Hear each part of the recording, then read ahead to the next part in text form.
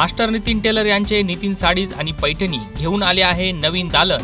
Fancy sari, designer sari, Banarasi शालू, येवला पैठणी, दुल्हन साडी, घागरा आणि लग्न बस्त्याची खास व्यवस्था। ठिकाण बुरुड गल्ली, दरडे कॉम्प्लेक्स शेजारी, येवला। नमस्कार, SK9 येवला न्यूजमध्ये आपलं स्वागत आहे। या घडीची एक ब्रेकिंग बातमी आपण SK9 येवला न्यूजवर पाहत आहोत। येवला येथील गंगासागर तलाव परिसरामध्ये चोरीछुप्या पद्धतीने होत असलेल्या वृक्षांच्या कत्तलीची चौकशी व्हावी अशी मागणी माहिती अधिकार कार्यकर्ते दीपक सोनवणे यांनी केली आहे। येवला शहराला पाणीपुरवठा करणारा तलाव म्हणून गंगासागर तलावाची ओळख आहे। पालखेड कालव्याच्या पिण्याचं रोटेशन देखील या तलावात येत असते। तलावाच्या चहूबाजूने 100 एकरपेक्षा अधिक वृक्षांचं संरक्षण असून सदर तलाव येवला शहरापासून दूर आहे। याचा फायदा अवैध वृक्षतोड करणारे घेत असून रात्रीच्या वेळी भल्या मोठ्या वृक्षांची कत्तल करत ट्रॅक्टरच्या सहाय्याने वाहतूक होत असते। याचं चित्रीकरण सामाजिक कार्यकर्ते दीपक सोनवणे यांनी करून नगरपालिकेला व वन विभागाला कळवले होते। या संदर्भात येवला अंगणगाव येथील वन विभागाशी संपर्क साधला असता वन विभागाच्या वतीने आरोपी मोहसिन अब्दुल रहमान यांच्यावर केवळ अवैध वाहतुकीचा गुन्हा दाखल केला आहे। त्याला अडसर ठरली आहे हद्द। मात्र नगरपालिकेची परवानगी घेऊन हा गुन्हा कोणी दाखल करावा यासाठी पत्रव्यवहार देखील केला आहे।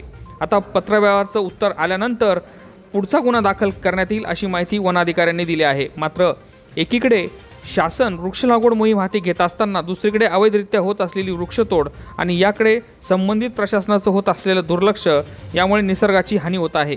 दरम्यान अवैध वृक्ष कत्तलीसाठी नेमकी कोणाची संमती आहे अथवा अधिकाऱ्यांचे हात यात ओले आहे का, ही सुद्धा आता चौकशी व्हावी अशी मागणी माहिती अधिकार कार्यकर्ते दीपक सोनवणे यांनी केली आहे। SK9 येवला न्यूजसाठी सुदर्शन खिल्लारे, येवला। नमस्कार, मी दीपक सोनवणे माहिती अधिकारात काम करत असतो आणि आपल्या येवला शहरातील पाणी पुरवठा करणारा गंगासागर तलाव या परिसरामध्ये मोठी झाडं झुडपं आहेत आणि ह्या झाडांचं कत्तल करत असताना माझ्या निदर्शनात रात्री बेरात्री आले आणि ते निदर्शनात आल्यानंतर मी येवला नगरपालिकेची चर्चा केली आणि संपर्क साधला, पण तरीही त्यांनी कुठल्याही प्रकारची कारवाई केली नाही। त्यानंतर एक वेळेस मला तो ट्रॅक्टर तिथून जाताना आढळला आणि मी ते चित्रीकरण केलं।